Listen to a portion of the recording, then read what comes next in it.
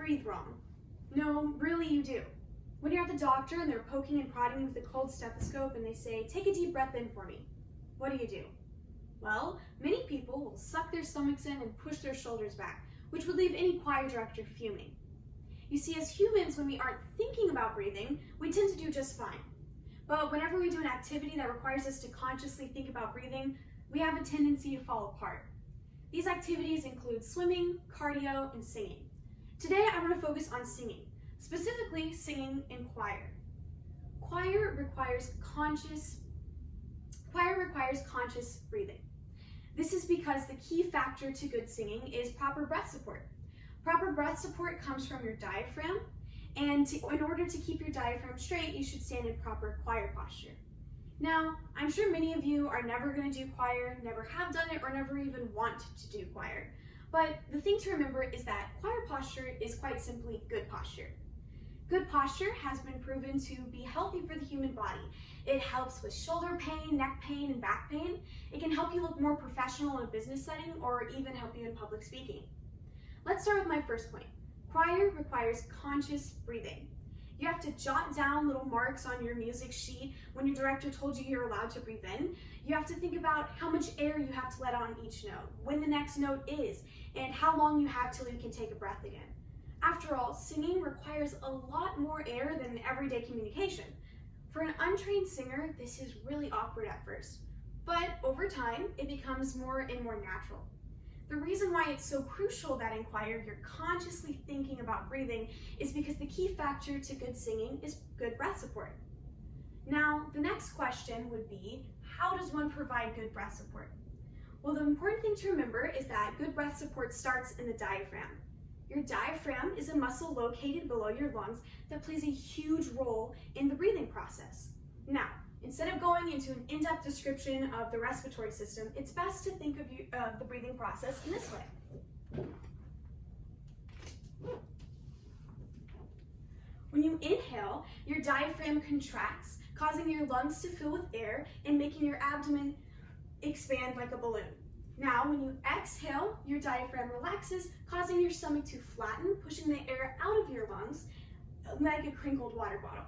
Now, often this process is accidentally done in reverse. One of my first times ever being in choir, my director stood up in front of all of us and told us to breathe in as much air as we could.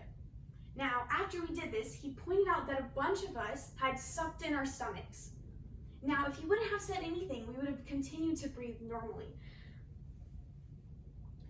The best way to make sure that this process stays in the right order is by making sure that your diaphragm is straight. And the way to make your diaphragm straight is by standing in proper choir posture.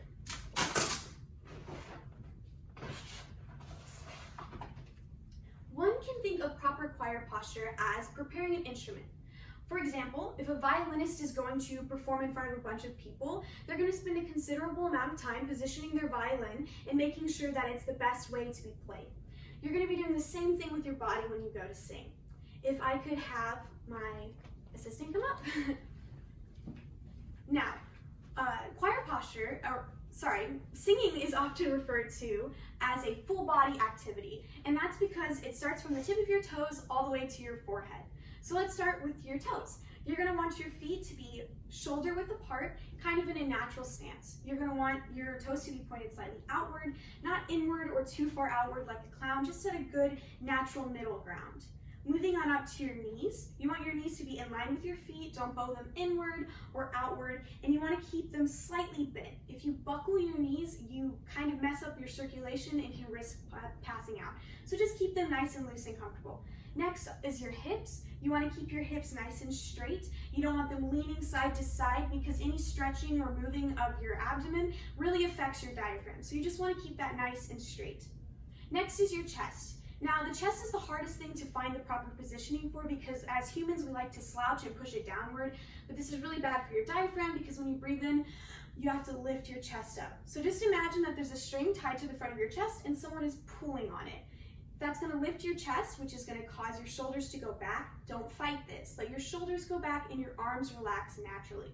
You don't want your arms crossing in front of you, crossing behind you, or anything like that because any crossing of your arms is going to restrict your diaphragm. Next is your neck. You want to keep your neck straight. Your neck is kind of like your hips. It's going to follow along with the rest of you if it's in line. You just want to make sure that you're not tensing your neck or straining it from side to side. Just keep it nice and level. Next is your chin. You want your chin slightly raised towards the ceiling, and you want to make sure that you have a good, nice forward look. And when you're actually singing, you want to have a wider vowel shape, and you want to raise your eyebrows because that helps with the soft palate in the back of your throat. All right, thank you to my participant or assistant.